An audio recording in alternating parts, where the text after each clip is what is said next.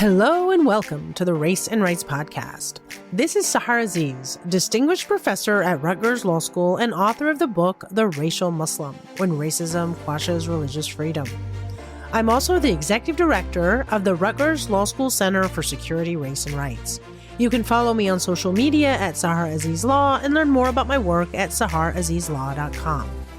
The Center for Security, Race and Rights, also known as CSRR, engages in research, education, and advocacy on law and policy that adversely impact the civil and human rights of America's diverse Muslim, Arab, Palestinian, and South Asian communities. We do so through an interfaith, cross-racial, and interdisciplinary approach. To learn more about CSRR's work, visit our website at csrr.rutgers.edu and follow us on social media at Rutgers CSRR and at RUCSRR. And if you find the Race and Rights Podcast informative, I encourage you to become a monthly supporter by going to our website at csrr.rutgers.edu and press the donate button. And please give generously. In today's episode, entitled Presumptively Antisemitic, Islamophobic Tropes in the Palestine-Israel Discourse, I am in conversation with Mitchell Plitnick and Jonathan Matz to discuss the groundbreaking report by CSRR by the same name, which was co-authored by myself and Mitchell Plitnick.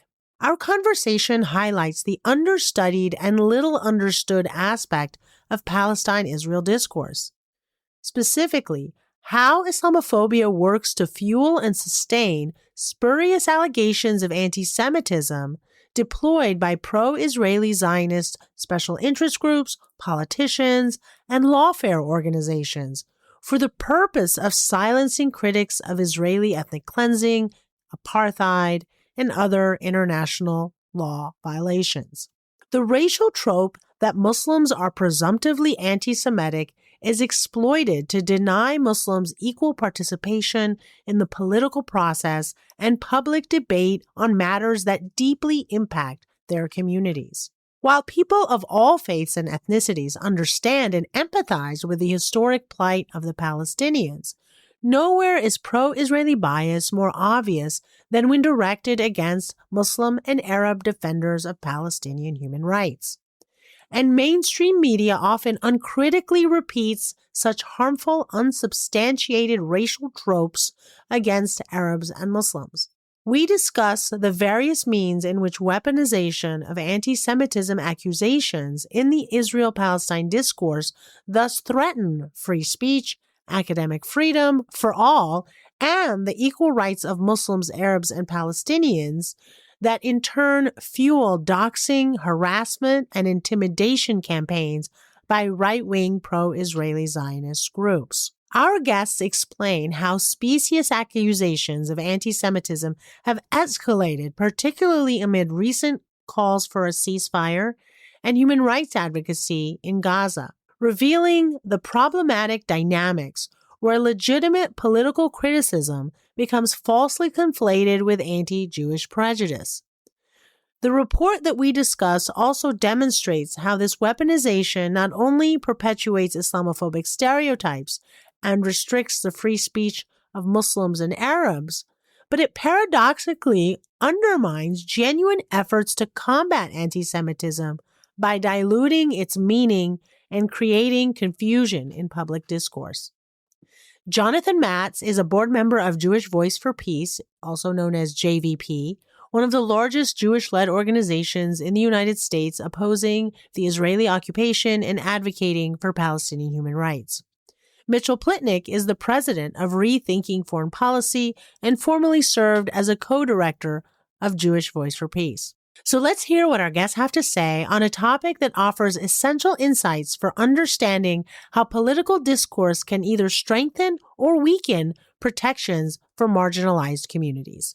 Defamed as presumptively anti-Semitic when they engage in political discourse, political debate, especially on Palestine. The second point is the reframing discrimination against Muslims and Arabs as rational national security or necessary to protect American liberalism relies on racist stereotypes that Muslims are violent, they're misogynistic, they're anti-democratic, and they are intolerant and illiberal.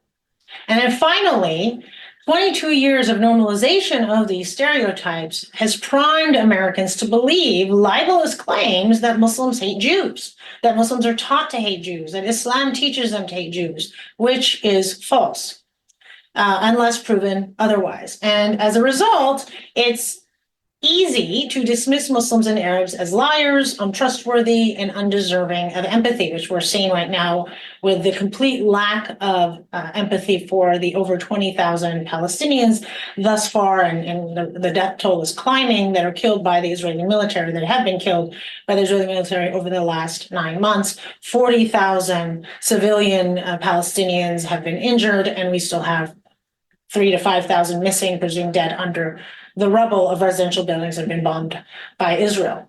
So let's just define Islamophobia, and this is the definition that Mitchell and I took in the report, or adopted, is an exaggerated fear and hostility of Islam and Muslims by the state and the public as a result of imputed inferior biological and cultural traits based on religious identity that produce systemic bias, discrimination, marginalization, and exclusion of Muslims from social, political, and civil life. Now, we also recognize that although anti-Arab and anti-Palestinian racism is separate from Islamophobia, the two overlap because all Arabs are incorrectly presumed to be Muslims. In fact, the majority of Arabs in America are Christian. And therefore, the Palestinian terrorist trope was actually a very common association of the immigrant Muslim or the immigrant Arab before 9/11. Right, it dates back to the 1960s in the U.S. And again, I discussed this in detail in one of the chapters of The Racial Muslim. Now, let's also talk about anti-Semitism. And there are multiple definitions that are available, but the one that many pro-Zionists or pro-political Zionists that are unconditionally supportive of Israel, regardless of its war crimes, tend to support what we call the IHRA definition, the International Holocaust Remembrance Act definition, which many parts of it are not problematic, but there is two specific examples that are highly problematic, and those are the only two examples that are often cited by those who support IHRA to effectively quash any kind of criticism of Israel, and also to libelously claim that Muslims are anti-Semitic. So the first, the core of the definition is anti-Semitism is a certain perception of Jews which may be expressed as hatred towards Jews. Rhetorical and physical manifestations of anti-Semitism are directed toward Jewish or non-Jewish individuals and or their property toward Jewish community institutions and religious facilities. Okay, and that's all, I think, very legitimate. However, where the definition is weaponized, I think, not to combat anti-Semitism, but to effectively silence and censor any criticism of a nation state, especially their military, in this case Israel, is that included in the definition is criticism of Israel similar to that leveled against any other country cannot be regarded as anti-Semitism. However, contemporary examples of anti-Semitism in public life, the media, schools, the workplaces, and in the religious sphere could, and this is a key part of the definition that nobody seems to emphasize that is a proponent of it, taking into account the overall context, include but are not limited to. And there are multiple examples, some of which are, I think, legitimately examples of anti-Semitism because they're very individualized and targeted towards Jewish people, Jewish individuals, Jewish communities or synagogues, etc. But what you have are two specific definitions that are highly problematic, and effectively what our position is that this is not an accurate description of anti-Semitism, which is that denying the Jewish people their right to self-determination in the form of, claiming that the existence of the state of Israel is a racist endeavor. Well, there are a lot of people who claim that America is a racist endeavor in a settler colonial country.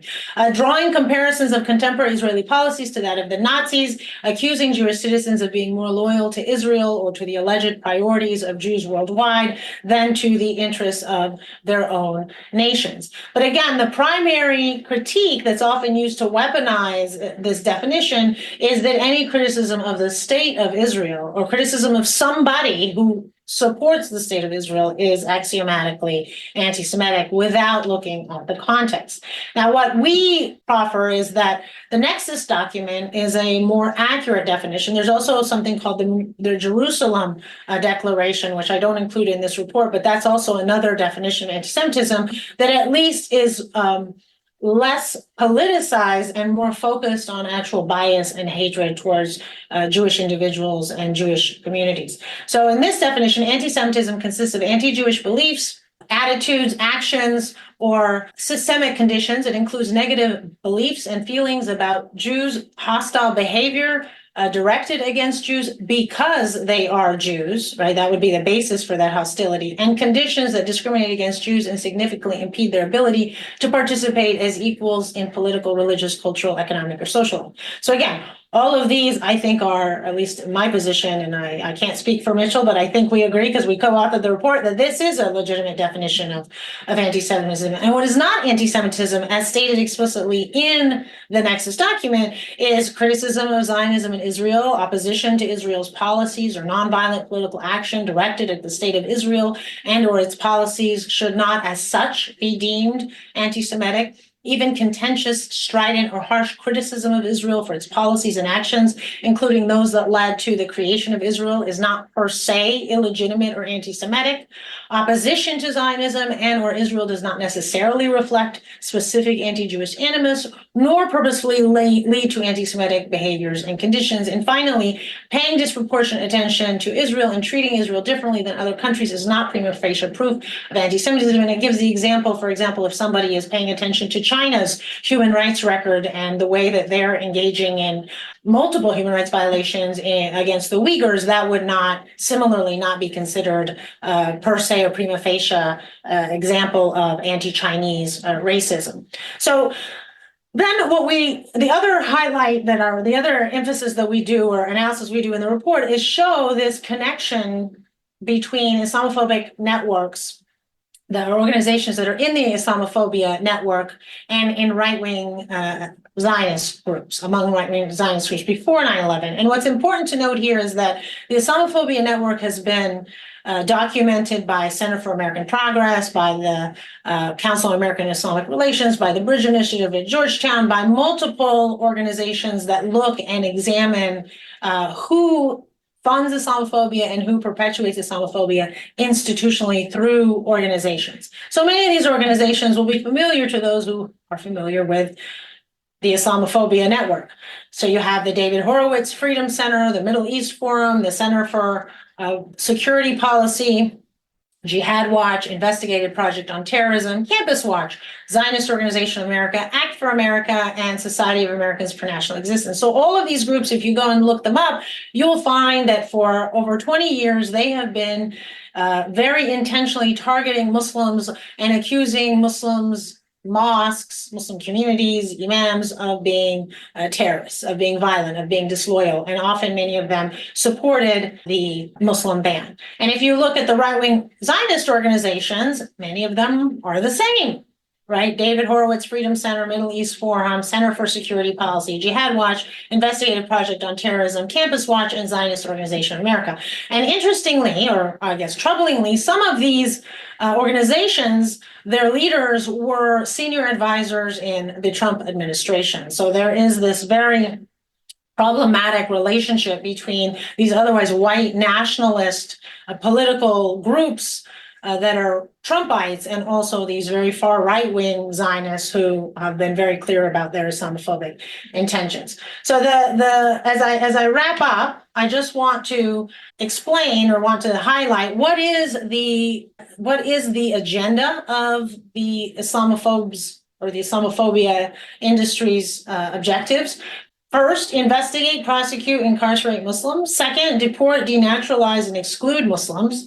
Third, shut down Muslim charities and society. Fourth, marginalize and politically exclude Muslims from American society. And finally, censor, vilify, and defame Muslim leaders. And so what you will find is many of these strategies or these goals that we've seen over the last 22 years that have been well documented are similar to what many of these very far right-wing Zionist pro-Israel groups will engage in and seek as a similar objective when targeting Muslim, Arab, and South Asian communities. And so let me just go to my final slide, which I just want to highlight because many people will go and criticize Palestinian human rights groups and claim that they're anti-Semitic. But in fact, I put on the slide here, this is what their agenda is. This is not an anti-Semitic agenda. This is a human rights agenda that is focused on Palestinians as human beings. So there are many people support, it's a majority view so far, is a two-state solution, and those were effectively what the Oslo Peace Accords were, but sadly, and we don't have enough time to go into it, that was a failure. The second is they want to end the illegal practices of the state of Israel, from the growth of Israeli settlements in the West Bank to systematic home demolitions in the West Bank, Jerusalem, indefinite detention of thousands of Palestinian political prisoners and torture. They want to end the Israeli military occupation of the West Bank and Jerusalem, and many of these illegal practices have been documented by international human rights groups and have effectively caused Human Rights Watch, Amnesty International, B'Tselem, and even experts in the UN to conclude that what Israel is doing in the West Bank and Gaza in particular, and to a lesser extent in Israel proper, is an apartheid system. And then just because this is December 14th, 2023, while Gazans are under siege by the Israeli military, right now people are focused on ending the blockade of Gaza that's been around since 2005. And again, you can see from the data on the screen that the conditions of Palestinians long before October 7th, 2023 have been horrendous, right? Over 62% of Palestinians in Gaza depend on food aid. The single electric plant that was there that was effectively bombed after the first week has operated only at 50% capacity. Hospitals have always been unable to obtain enough medicine, electricity, and equipment to treat Palestinian patients in Gaza. There's been severe restrictions imposed by Israel on the agricultural and fishing industry of Palestinians in Gaza. Israel destroyed the airport and the seaport in Gaza in 2001, which is one reason why nobody can even fly out, much less get on a boat to escape Gaza right now. And then finally, you can look at, we did a series of teach-ins at the Center for Security, Race, and Rights that you can see on our YouTube channel. And I will just highlight the last point, which there has been, it's a minority view, and I will allow Mitchell and Jonathan, if they'd like to elaborate on this, but there was a growing minority view of a single secular ethno-nationalist state for Jews, Muslims, and Christians that would effectively be from the river to the sea, right? So everybody would live in one state, and it could be a federalist system, or it could be semi-autonomous communities or political communities.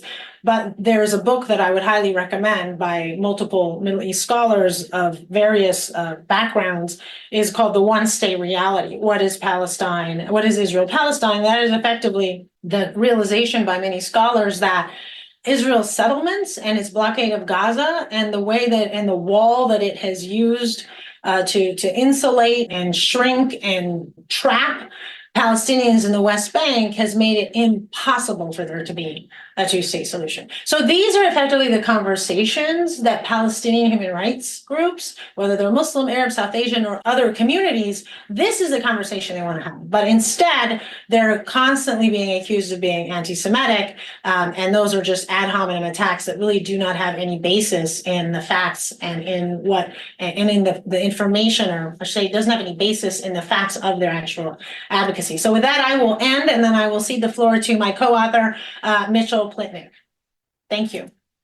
Thank you, Sahar. So, picking up on a lot of what Sahar just introduced, I look at this report, and even though we wrote it almost entirely, in fact, entirely before the events of October 7th, it addresses, I think, a very key question that has arisen over Israel's onslaught on Gaza. And that is, the obvious one is that how is it that the United States can so easily support Israel in what has been very clearly termed, even by allies, as the most devastating military attack of the 21st century. It is one where the death total is now over 18,000. That's mostly women and children, and overwhelmingly non-combatants. That ratio is very clearly much higher than the 2-to-1 ratio that Israel claims. The answer to this question, I mean, there are many reasons, and we can talk about many of them, but the one that we're looking at is how U.S. policy is influenced not just by a sort of pro-Israel approach, but that there's a flip side to that is anti-Palestinian. So where does that come from? It comes, of course, from many decades of antipathy in U.S. culture towards Muslims and Arabs. That antipathy was, for most of the 20th century, I think, characterized by a sort of contempt, a sort of sense of superiority. But in the 1970s, it started to become sharpened towards more of an enmity. I think that was in part a result of some major events like the oil embargo of the early 70s and then the Iranian Revolution of the late 70s. And all of this was presented as a counter to support for Israel. So these were, Israel was the good guys, Arabs and Muslims, be they Arab or be they Persian or wherever else pretty much around the world, were the bad guys. This led us into this sort of era of transitioning from a Cold War approach to the Middle East to one that was characterized by the idea of a clash of civilizations. The book by Samuel Huntington that came out in the 90s that describes the idea of a Western civilization battling a decidedly backwards Islamic civilization and looking at our foreign policy through that lens. And I think this got sharpened also, again, in many ways, because the Oslo process at the end of the 20th century collapsed and the Second Intifada was launched. This was a more violent Intifada than the first, although there was, like the First Intifada, a great deal of nonviolent resistance that was taking place. But of course, that doesn't get into the media. It doesn't get reported because it's less sensational. So people only really saw the violence of the Second Intifada. And this also coincided with a rising and a strengthening of what we call the Islamophobia industry that Sahar outlined. And this fed into the attack on Iraq and the, what was termed the influence of the neoconservative movement on U.S. foreign policy during the George W. Bush administration.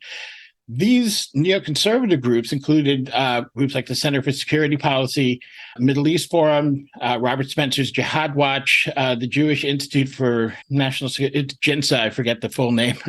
These groups had a profound influence on the Bush administration's foreign policy. They are conservative, Republican, right-wing groups, largely Republican anyway. And yet they also have a very powerful voice in Washington that is unavoidable, whether or not Republicans are the ones making policy. These groups remained influential in Washington despite their disastrous failings, and influential enough to be a thorn in the side of the Obama administration to quit, the most radical of them, particularly the Zionist Organization of America, became close allies to the Trump administration. And they still have some pull on the Biden administration as well. So even though these are, you would think, groups that would be mostly influential on Republican administrations, they have had profound influence on Democratic administrations as well. That, in more recent years, I think, has increasingly mixed with Jewish groups, Jewish pro-Israel groups, such as AIPAC, as we all are very familiar with. And AIPAC, which once prided itself on its bipartisanship, has moved sharply to the right, and that has caused some alienation in the Jewish community and some difficulties with some of its supporters, but it has increased its supporters among the right, and the right tends to also have a great deal of the wealth in both Jewish and non-Jewish communities, and that has helped to spur on their action. But I think most tellingly, we've seen Jewish groups such as the Anti-Defamation League, the American Jewish Committee, become much more, they were always a part of this process, but I think they've become much more central in defining anti-Semitism and redefining anti-Semitism as support for Palestine and for support for Palestinian rights. So much so that I think at this point, with the attacks on October 7th and the heightened emotion and anger and fear that those attacks engendered in the Jewish community, we have gotten to a point where real anti-Semitism, which stems from white nationalism and which is actually part of many of these right-wing groups that we talk about influencing policy, that has become sort of marginalized and even made invisible. Whereas this new definition of Palestinian rights as being anti-Semitic has taken sort of center stage. So we see this now in the controversies over particular terminology, from the river to the sea, the very word intifada. And now I've actually just seen today an article that called it an anti-Semitic incident because somebody heard someone say free Palestine, and something that you cannot get more of a clearly political statement than that, and one that is clearly human rights oriented. What we're seeing is a process of redefining these terms away from what Palestinians are saying to what various individuals want you to believe that they're saying. So, and that has the effect that we see, I think, on campus these days. When we're talking, we constantly hear testimonies from young pro-Israel Jewish students who say they feel threatened, they feel afraid. That fear is real. Okay, they're not lying about that. That is how they feel when they hear the word intifada. That is how they feel when they hear from the river to the sea. But why are they feeling that way? They're feeling that way because these terms have been defined for them in ways that are not the real meanings. So when intifada is a very, I think, key term here, because this is an Arabic word that literally means shaking off. It's used to mean resistance. And it can mean many different forms of resistance. It absolutely includes nonviolent resistance. In fact, the first Intifada, when Palestinians adopted this phrase and made it famous to non-Arabic speaking people all over the world, that Intifada was overwhelmingly, not entirely, but overwhelmingly nonviolent. Strikes were the main feature of it. And that is a point that I think is very frequently lost. And that does not, being nonviolent does not make it not an intifada. That was exactly what characterized that uprising. But when you tell young Jewish students that that word is a call for your death, that word is a call for genocide against you, that has a real effect. And that has been manipulated very cynically to affect not only those students, but also their parents and also just people who are concerned. And so now we see this growing momentum where, bizarrely, in the halls of our own Congress, we have white nationalists, literal white nationalists, people like Representative Elise Stefanik, who is a promoter of the Great Replacement theory, a woman who absolutely believes in and has worked to promote a theory that was the very chant that was spoken by the explicitly anti-Semitic demonstrators in Charlottesville that supposedly so appalled Joe Biden that he felt he had to run for president. Here is this woman now weaponizing anti-Semitism to distort the meaning and to make people afraid, again, of Palestinians. In many ways, for me, at least, as somebody who can think back to the 1970s, when it was the word Palestinian was almost never uttered without it immediately being followed by the word terrorist. The first Intifada and the image of the young boy throwing a rock at a tank, that had a profound effect and started to really change that. And I think over the years, much to the chagrin of pro-Israel forces, Palestinians were seen as human. They were seen as deserving of rights. They were seen by Americans as real people and not just somebody, people who are a problem or something in a headline. That is what is actually under attack right now, because as long as Palestinians are seen as human, you see a great deal of pushback against policies that dehumanize them. While Joe Biden has been happy to continue to arm Israel in this assault on Gaza, right? We are seeing unprecedented pushback from within the administration. We're not, proud, as Jonathan and I are both board members of JVP. And I know that we are both extremely proud of the actions that have been taken by our organization that have shown the world that not all Jews support what Israel is doing. In fact, there are quite a few of us. There are enough of us to shut down Grand Central Station, to shut down the Senate building, to shut down the Statue of Liberty. We have shown people that that is true. But there remains this widespread perception that there is a justification for what Israel's doing. We're also seeing in the administration itself, we're seeing letters coming from the staffers at the Department of Homeland Security. We've seen protests by staffers in Congress. And just yesterday, we saw a vigil outside the White House by White House staff. I've never seen anything like this.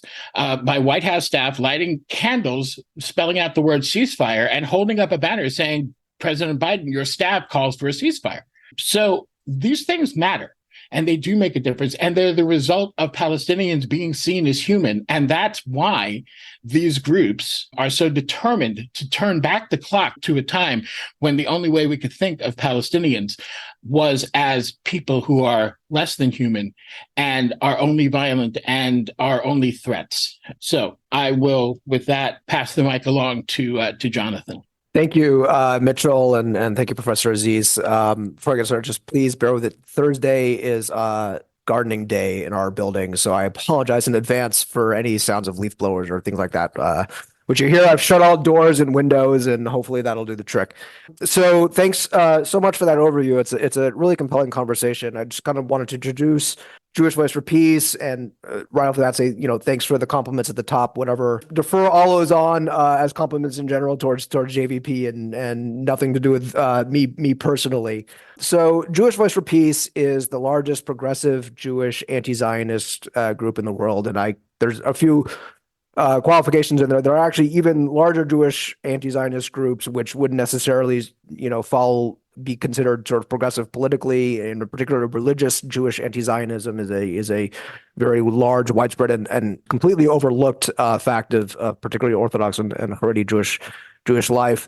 But we are the largest. We formally embraced anti-Zionism, I believe it was in early 2019. I'll just kind of speak a little bit generally about what are sort of our particular lens of Jewish anti-Zionism is, and then redirect the conversation, I think, where it most urgently needs to be, which is on Zionism's foremost victims, i.e. the Palestinians. Although we should stress a large part of Jewish anti-Zionism is in no small part because of the very many ways in which we believe Zionism has actually hurt Jewish communities, and both directly in the lands that we call Palestine-Israel and throughout the world through sort of political partnerships that, for example, the state of Israel has had with right-wing governments, right-wing anti-Semitic governments throughout history, and including today, as well as the kind of the artificial separation that it's created in the minds of communities throughout the world, as well as in the minds of Jewish communities themselves, artificial separation of Jewish communities throughout the world from the places in which they live and the neighbors among whom they live. So at Jewish Voice for Peace, we are firmly committed to Palestinian liberation. Our political analysis shows us that as an American-based Jewish organization, our contribution to that struggle for Palestinian liberation and justice is by ending the United States support for the state of Israel. I don't think it's any mystery to anybody on this call just how critical U.S. diplomatic, financial, and military support for the state of Israel has been to its ability to continue dominating Palestinians. So we see our mission as stopping that, and in particular the means of accomplishing that by growing Jewish opposition to Israeli war crimes, to the persecution of Palestinians, and by dispelling the myth that those actions represent Jewish safety, are necessary for Jewish safety in any shape or form. So that's kind of an overview of JVP and how we seek to act in that. And Mitchell mentioned our sort of we take a lot of pride in how we've been able to show that message throughout the country in the actions that we've taken over the last 2.5 months since the beginning of the assault on Gaza. I'll mention up top, Jewish Voice for Peace does not in any way underestimate or downplay the reality of anti-Semitism in the U.S. or anywhere else in the world. In fact, we would like to think that we're one of the few groups that actually take it seriously as an assault on Jews for being Jews, and not in any way as conflating that with opposition to Israeli state policy or the persecution of Palestinians. In fact, we actually, as Mitchell was saying, we see attempts to characterize calls for Palestinian justice as anti-Semitism as actually deflections of the real anti-Semitism. Mitchell mentioned before at this point it's almost banal. It's so regular, but the just brazen support for state of Israel by people who make less and less effort to hide their own hostility towards American Jews, for example, here in the United States, and similar moves are taken in other countries, whether it be France or Hungary or the UK or the Netherlands. And so we fight against that conflation, and partly because we realize that it's necessary to do so to combat the very real anti-Semitism that exists and that persecutes Jews for being Jews, for supposedly seeking to undermine the states that they live in, or as Mitchell mentioned in the Great Replacement Theory, to reverse white dominance, which those very same anti-Semites see as inherently good. The conflation of Palestinian resistance or of the Palestinian struggle for justice as anti-Semitic undermines the very necessary work to combat that real anti-Semitism. It sort of sets up a reverse chronology.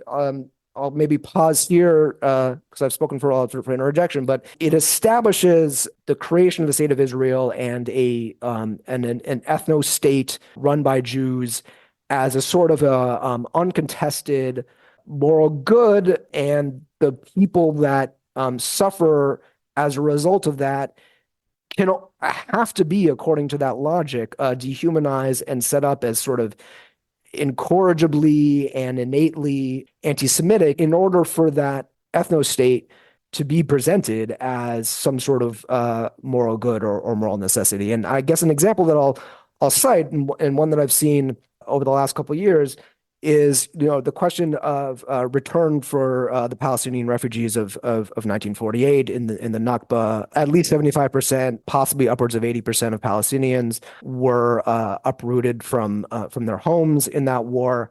At least twice over the last year, I've seen appeals for their restitution and for their return characterized as anti-Semitic because it would essentially undermine the Jewish majority in the state of Israel. So a very basic call, one that I think all believers in human rights would recognize as just inherently just, which is people should be able to return to their homes. That basic human desire is somehow set up as motivated out of some sort of desire to deprive Jews of demographic majority in a state. It's a sort of a backwards, almost confounding ideology in which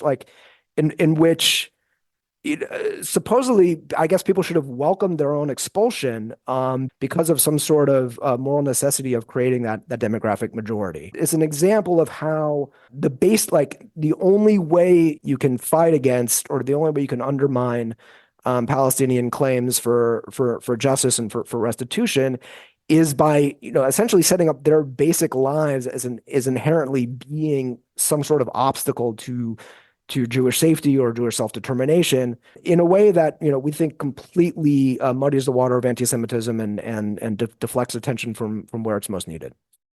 We're living in a moment right now that has caused some serious concern among academics in general, journalists, media, free press advocates, and free speech advocates.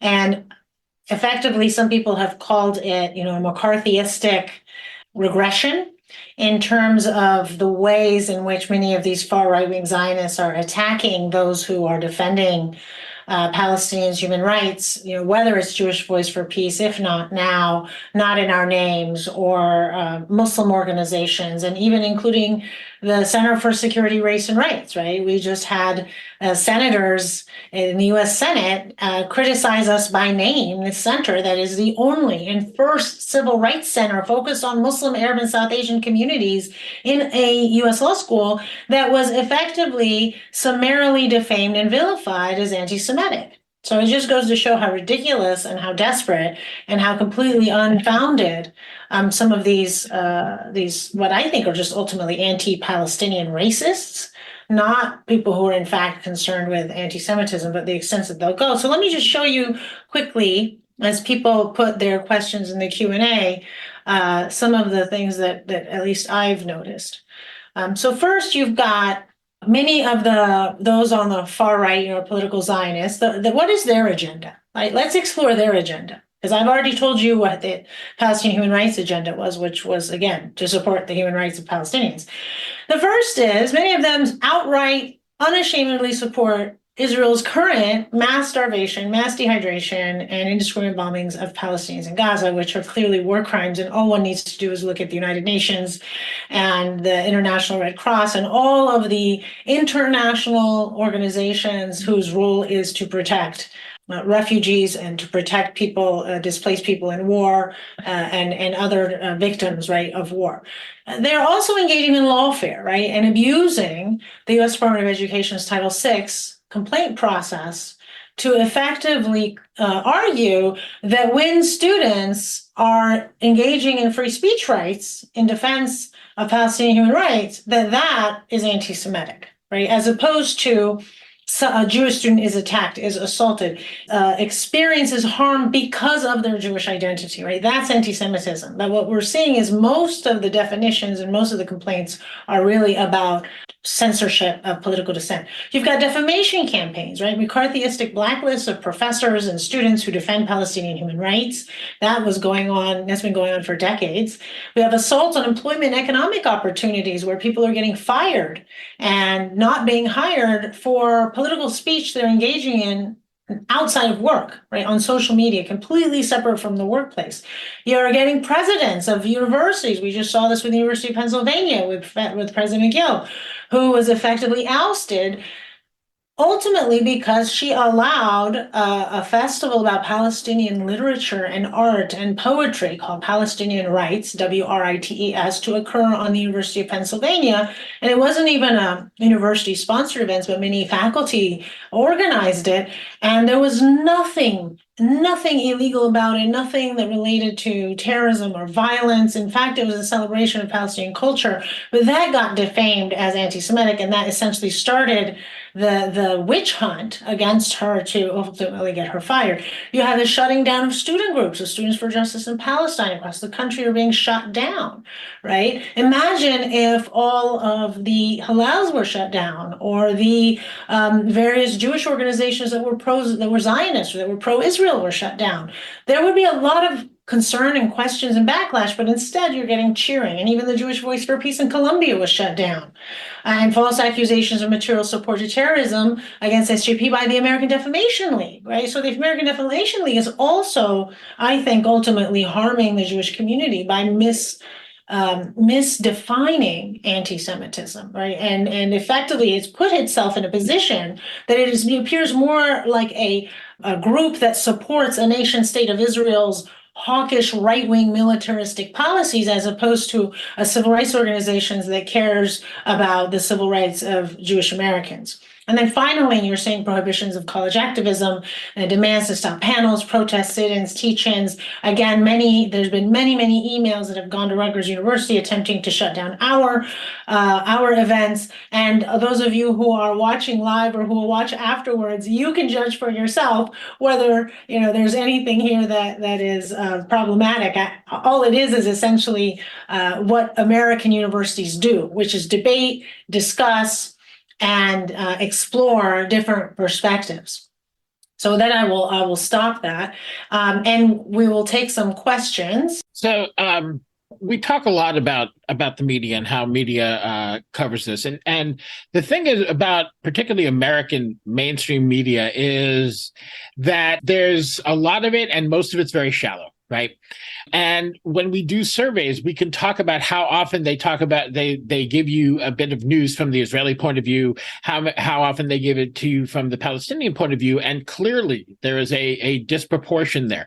That being said, we have to also be careful not to talk about that in absolutes. So just for an example, CNN has a terrible record on reporting on Israel-Palestine issues. But just this morning, as it happened, I saw a report from CNN. They were able to get into Gaza without being embedded with the Israeli army, which is how most of the American and European journalists have gotten into Gaza. So they're embedded with the Israeli army, and they're told what to film, when to stop filming. So they're basically acting as propagandists. CNN got a team in with an independent NGO, so they could do a report. And they did a very powerful report. They went to a tent hospital that had been set up by the UAE in Rafah. I think it was in Rafah. It was somewhere in the south, and it was devastating. We're seeing the young children who are victims of the Israeli onslaught. We're seeing the impossible conditions that doctors are trying to work under. They showed the surrounding areas and the complete lack of food, the lack of any sort of facilities, lack of water. They talked about the virtual absence of medical supplies and medicine for these doctors to try and work with, and we're seeing the results. They did not blur the shots. They showed you these. I was crying. I have to be honest. I was crying through most of it as I was seeing these little children, and occasionally their relatives. For the most part, their parents were dead. It was absolutely heartbreaking and shattering. Does this cancel out the rest of what CNN does? No. It certainly does not, but we have to be very careful to not talk in absolutes, because that'll get brought up right away, number one. Number two, we also need to acknowledge when that happens and promote it and show and spread it around to people and say, look, you can do good coverage of this. You can show the humanity of people in Gaza. So I think that is a particularly important point for us to think about. But I also think that, I've gone around with this question for over 20 years. How do we craft our messaging and deal with this? And I have come to the conclusion that there's a limit to how much of that we should do. To some extent, one of the things that I think people have to remember is that the truth, the facts on the ground, support Palestinian rights. Support largely the Palestinian, not entirely, but largely the Palestinian. That no one side's narrative is ever 100% right, but they largely do support the Palestinian narrative. And certainly in extreme times like this one, we know what the facts are. We have them, and we should not be trying to present them objectively. We should be presenting them with all the horror that we feel in our hearts. And we should be very clear about that. That does not mean we should be attacking people and not trying to get people to listen. But I think when we overly craft our message, we lose that emotional impact. And that is what's on our side, because in terms of crafting the message and putting it out there, that requires resources. And the pro-Israel side will always, always, always have far more resources than people fighting for justice for all the people between the river and the sea. And we can keep saying that because it means the whole land of Israel and Palestine. Jonathan, I'll ask a couple others, and you can answer the media one as well when you respond. But there have been some questions regarding some of the language that the Palestinian human rights protests have used, whether it's Intifada, from the river to the sea, Free Palestine. And somebody stated, I really appreciate the comments about how Jewish students are generally sincere when they say they feel threatened or scared when they hear invocations of Intifada, from the river to the sea. It is so critical to recognize that those terms have been weaponized, redefined, and redeployed specifically to make them feel that way, right? And so given that, how do we start trying to reach out to those students and bring them into more productive dialogue? And how do we help others understand that profound clash of perspectives? And I'm sure you all have had many conversations about that with Jewish Voices for Peace. Of course. So, I'll start off with that. It is necessary, I think, to understand the sincerity of that fear from a lot of Jewish students. I'll just say, we at JVP don't pretend that we all sort of have been lifelong anti-Zionist Jews. I would venture to probably say most, if not a very large portion of us, of the many thousand members of JVP, grew up with some, with some form of Zionism that we learned, whether it's the home or the synagogues that we went to, or just sort of in the general culture. Zionism is, at this point, it hasn't always been, but certainly, for since the 50s, 60s, has been hegemonic in American Jewish life. And, we see our role as reversing that trend. We're, I think, certainly making progress compared to how things were 20 years ago. And I think, the trends are undoubtedly in our favor. I can say from personal experience, I know what it's like to, buy into the basic assumptions of Zionism and to feel, if not physically threatened. Personally, I've never felt that way, but I used to feel large, when I was sort of in my late teens, early 20s, large feelings of alienation and fear, and even just kind of like just feeling apoplectic when those basic assumptions were questioned, even as I consider myself at the time to be aware of the plight of Palestinians and to want a solution to it. There were limits, I guess, that I had internally, and it never occurred to me at the time that it would in any way, put into question the basic beliefs of Zionism. The media question, I'm definitely not a media expert. I consume sort of very little of at least mainstream media, so I don't have any expertise on that. But in terms of how to address, what are genuinely sincere beliefs, it's largely through, again, humanization of Palestinians and I think patiently sort of exploring, I guess, and trying to sort of hear more and engage in a kind of a question and answer, maybe with those who are with those who are, for example, fearful of the slogan "From the river to the sea." And I've heard it said, well, I've heard it expressed as if it almost sort of goes without saying that would inherently mean driving Jews out from the land, some sort of genocide, things like that. And I guess it would say, well, if you thought that Palestinians were free between the Mediterranean and the Jordan River, and free in the very real sense of being able to return to their homes, free from occupation and settler violence, in terms of the Palestinians living within the 1948 borders, free from I forget exactly how many laws it is that apply only to, it's in the dozens, if not hundreds, free from all those legal constraints. What isn't in that which entails or necessitates some sort of, kind of reverse ethnic cleansing? And ultimately, when they kind of think about it, they're like, well, no, it doesn't. I mean, it's and I also point out that the Israeli government itself frequently uses the moniker to say, I mean, at this point, I've lost track of which Israeli ministers say which, but it was just last week, someone in the government said, between the river and the sea, there's only going to be Israeli sovereignty. So contested claim about the land and the rights within it is by no means a call for people to be physically removed.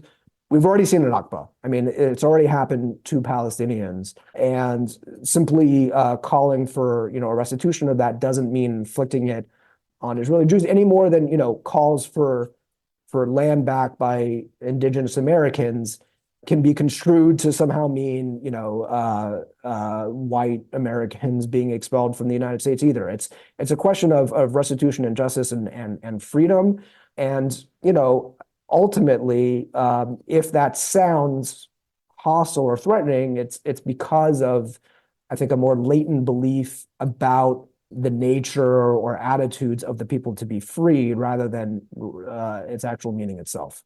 Thank you. No, I think that I think you're on point in terms of showing the double standard. So there's the issue of what does from the river to the sea actually mean today in 2023? Not what did it mean in 1988 when Hamas when it had its first charter, which it actually has amended in 2017 to state that it recognizes the 1967 borders. So in 2023, from the river to the sea means either a two-state solution, right, or a one-state, non-ethno-nationalist country for Jews, Muslims, and Christians to live as equal citizens and come up with some form of governance to either provide some self-autonomy based on religious identity or to have a fully secular state similar to what we have in the United States. Those are the two options. Those are the two definitions that are perceived or that people who chant that have. Now, is there a very small fringe group somewhere abroad that believes still delusionally and yes, anti-Semitically, that every single Jew that's from the Jordan River to the Mediterranean Sea should be expelled? I'm sure there is, but these are small numbers, right? And that's the distraction. I could go and find, and in fact, they're in the Israeli government. Okay, there is Kahanists, and the Kahanists used to be designated as a terrorist group. They are a Jewish extremist terrorist group. They were responsible, one of their members assassinated Rabin for signing the Oslo Agreement. And when one of their members or more was elected to the Knesset, what does the US do? It de-designates them as a terrorist organization, even though their agenda has not changed at all, and allows this guy, gives this guy legitimacy. And this same guy, the Minister of, I believe, Finance, is going around essentially saying we want to ethnically cleanse and expel all and kill all Palestinians in the West Bank, which is our country, Judea and Samaria, in Israel. And yet nobody in the media is saying, what is this Jewish extremist terrorist saying and doing, and how anti-peace that is. Instead, people are harping on statements made 40, 50 years ago by people who aren't even alive anymore, right? So that just shows this is all bad faith. This is political.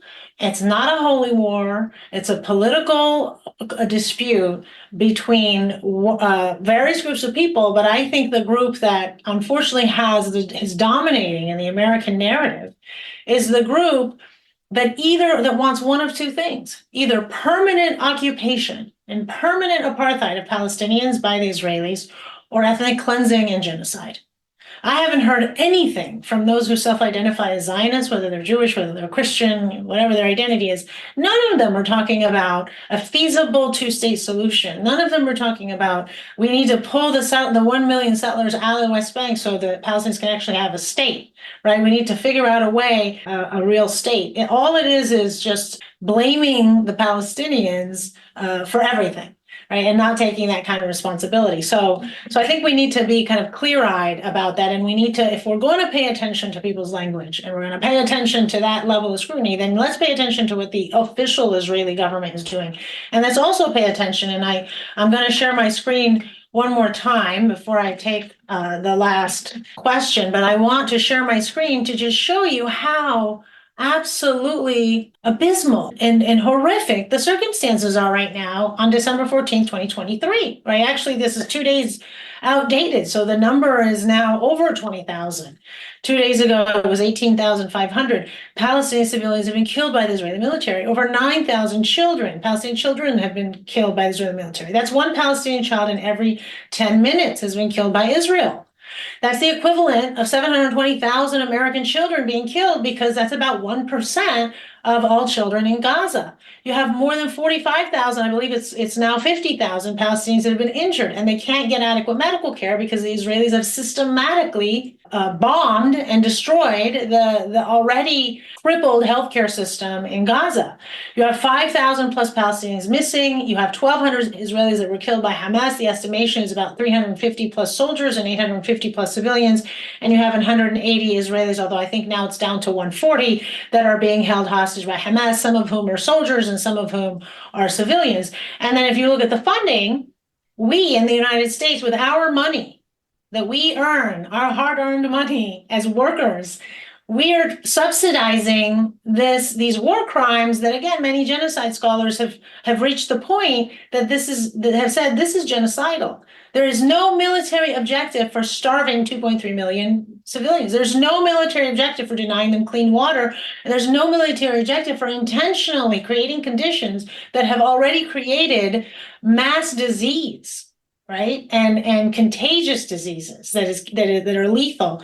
And we pay Israel $3.8 billion per year, which has come out to almost $260 billion since its establishment. And how much money do we pay Hamas? We pay Hamas zero, which is good. I would not support paying Hamas any money, but that's why people are so focused on Israel, because our money is going to support these international legal violations and war crimes. And now Biden has asked for an additional $10 billion and possibly, I think it may be up to $14 billion for us, our money to go. So absolutely, we should be concerned, and we should be informed, educated, engaged citizens who ask, where is our money being spent, and does it adhere to our laws, such as the Leahy Amendment that says we cannot provide foreign aid. It is illegal to provide foreign aid to a country that is engaging in war crimes or human rights violations.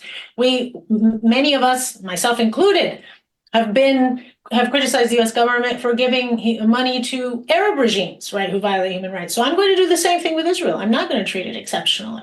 So I think that when you actually look at the facts, you find that all of these people who are claiming that anti-Zionism is anti-Semitism or criticism of Israel is anti-Semitism, what they're really doing is playing right-wing politics that is leveraging and weaponizing both Islamophobia and anti-Semitism. So we'll have time for one more question before we end. And this is primarily related to the issue of equating anti-Semitism with anti-Zionism, or excuse me, equating anti-Zionism with anti-Semitism. We saw a congressional resolution. We see that apparently there's a House resolution that was passed, and there's a law that's going to be passed that wants to make it the official definition, the IRA definition that I talked about, and then you hear it a lot in the media. So, Jonathan, why don't you start us off?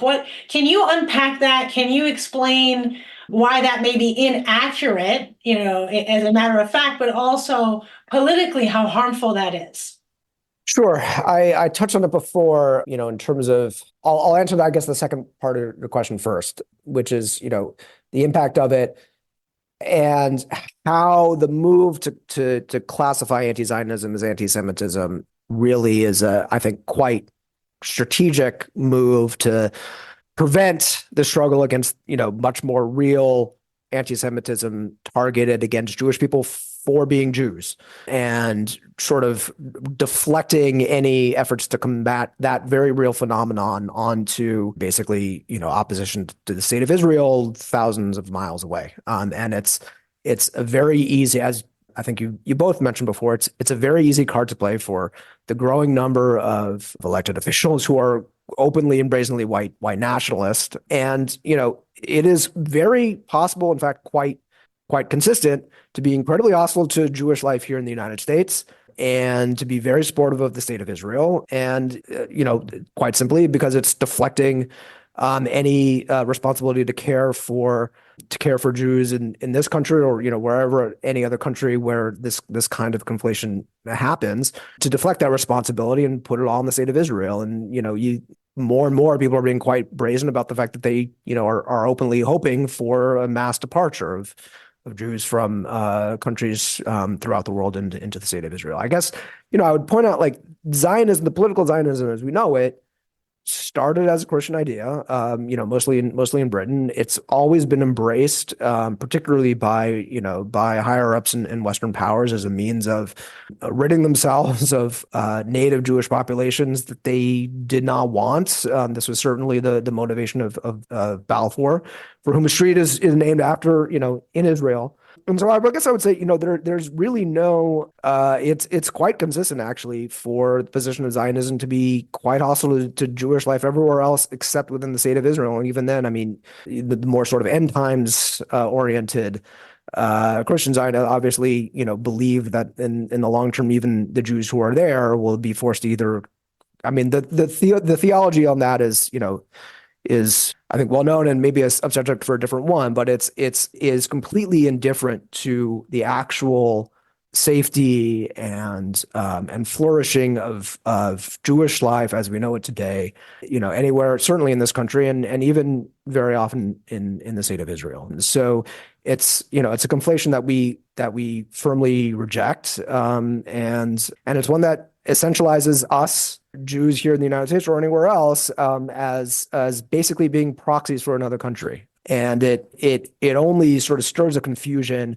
and I would argue only even exacerbates a real anti-Jewish attitude, which is that if the state of Israel and its defenders in countries throughout the world increasingly persist in this conflation of the state of Israel as representing Jews worldwide, as every prime minister of Israel likes to present themselves as being, it is only reinforcing and exacerbating, I think, quite deliberately so, acts of hostility against Jews because of those actions as well. I mean, we can only expect certain results when we continue and insist that any criticism or hostility to the state of Israel is somehow a hostility to Jews per se. And as such, thankfully, the vast majority of people can see through that ridiculous assertion, but some will always sort of buy into it. And I think it's unfortunately, many of those who push that conflation are quite aware of the fact that it's going to be taken seriously by some, and they persist anyways, which is, tar few, just tragic. Thank you, Jonathan. Mitchell, did you want to comment on that? I kind of want to take it in a slightly different direction. I saw somebody ask about how they can support anti-Zionist Jews.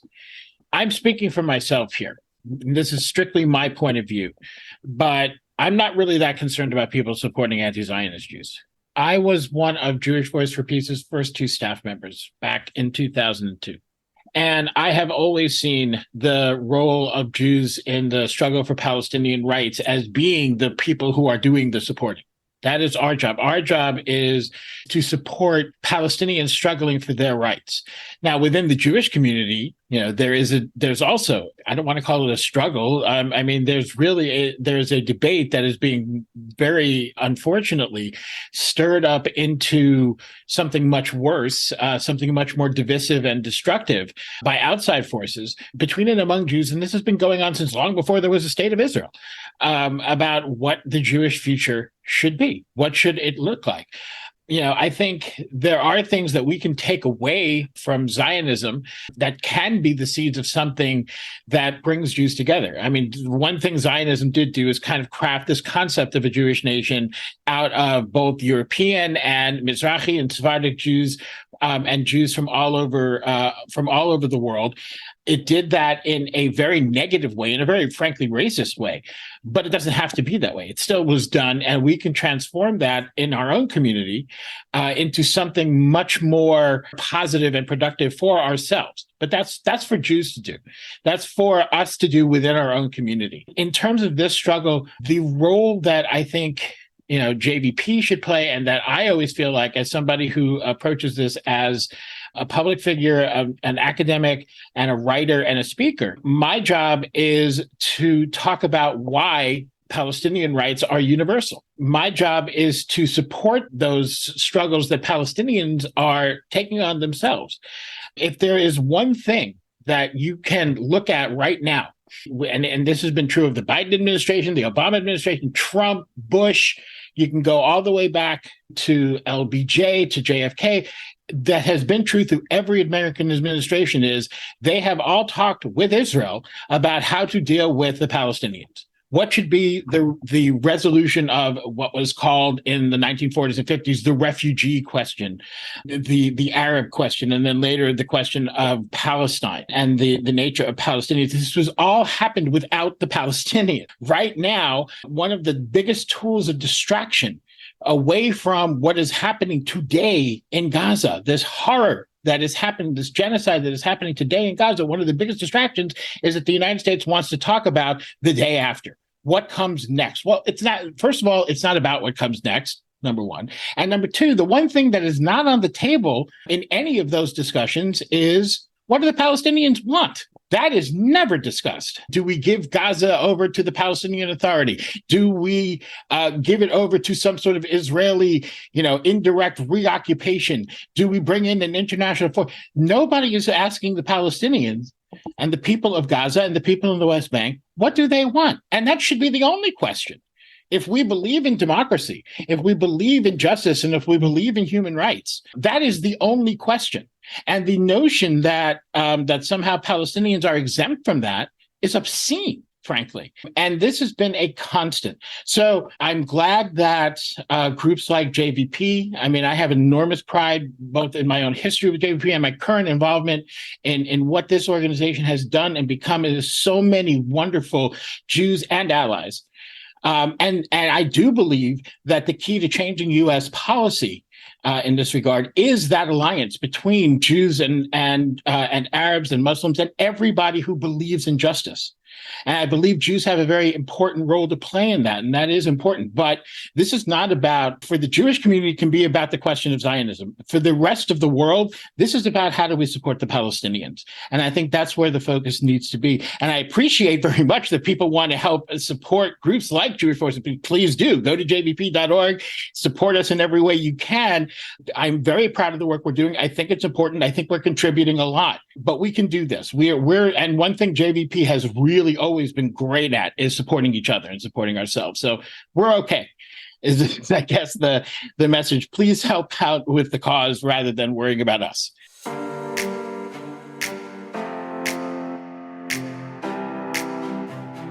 We hope you enjoyed today's episode of the Race and Rights Podcast. This podcast is hosted by the Center for Security, Race, and Rights, housed at Rutgers Law School, also known as the People's Electric Law School. CSRR engages in research, education, and advocacy on issues that adversely impact the civil and human rights of America's diverse Muslim, Arab, and South Asian communities. We do so through an interfaith, cross-racial, and interdisciplinary approach.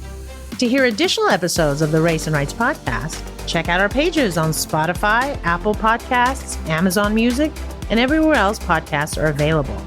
Now, for a deep dive on these issues, visit our website at csrr.rutgers.edu, where you can find policy reports, teach-ins, and news commentary by our over 130 faculty affiliates. To watch our over 80 academic and public policy lectures, subscribe to our YouTube channel at Rutgers Center for Security, Race, and Rights. And on social media, be sure to follow us on Instagram at Rutgers CSRR and on Twitter and Facebook at RUCSRR. Finally, you can financially support the Center for Security, Race, and Rights by going to our website at csrr.rutgers.edu and press the donate button. And please give generously. As always, be well and see you next time.